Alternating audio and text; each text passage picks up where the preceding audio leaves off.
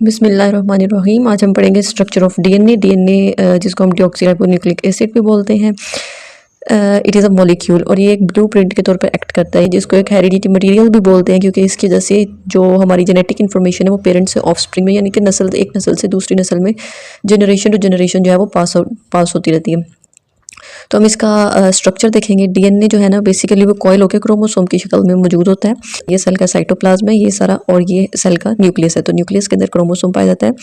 हर cell के अंदर जो है हमारे पास 46 क्रोमोसोम पाए जाते हैं। ये सोमेटिक सेल्स की बात करी हूँ, सोमेटिक सेल के अंदर 46 क्रोमोसोम्स पाए जाते हैं जो कि पेयर की फॉर्म में होते हैं।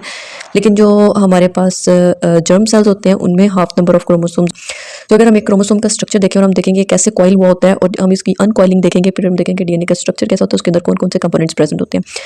तो ये जो है ये पूरा एक हम क्रोमोसोम, अगर इसको हम जूम आउट करके देखें, एक पूरा क्रोमोसोम है। क्रोमोसोम की अगर हम ऐसे अनकॉइलिंग करें, जो ये सारी चीज़ें ना, ये डीएनए है, ठीक है। ये डीएनए, ये ऐसे डीएनए ये कॉइल हुआ होता है हिस्टोन प्रोटीन्स के गिर्द। ये जो रेड कलर में आपको जो है ये हिस्टोन प्रोटीन्स के गिर्द ये डीएनए को हेल्प करती हैं ताकि ये ऐसे कॉइल कर सके और कंडेंसली जो है ये पैक हो सके।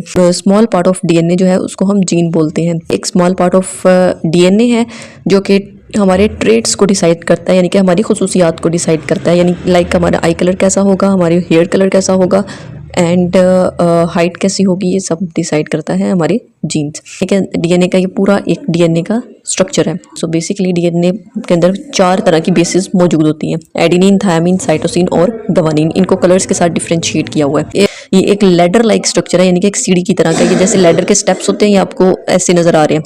ये डबल स्ट्रैंडेड स्ट्रक्चर है, यानी कि इसके टू स्ट्रैंड्स होते हैं, एक ये स्ट्रैंड और एक ये स्ट्रैंड, ठीक है।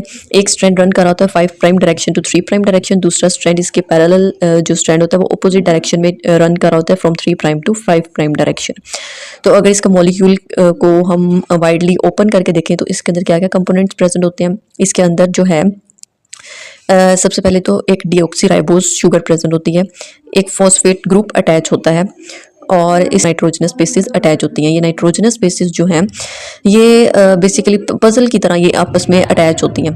तो ये पूरा जो न्यूक्लियोटाइड 3 कंपोनेंट्स होते हैं, ये एक न्यूक्लियोटाइड है। डीऑक्सीराइबोज शुगर प्रेजेंट है, हमारे पास फॉस्फेट ग्रुप है और एक नाइट्रोजनस बेस है। इसको हम पूरे को हम न्यूक्लियोटाइड बोलेंगे। डीऑक्सीराइबोज शुगर के दरमियान में और फॉस्फेट ग्रुप के दरमियान में फॉस्फोडाइस्टर बॉन्ड मौजूद होता है। अच्छा, एक और बात कि एडेनिन हमेशा थायमिन के साथ कंबाइन करेगी और साइटोसिन जो है वो गवानीन के साथ पेयर बनाएगी।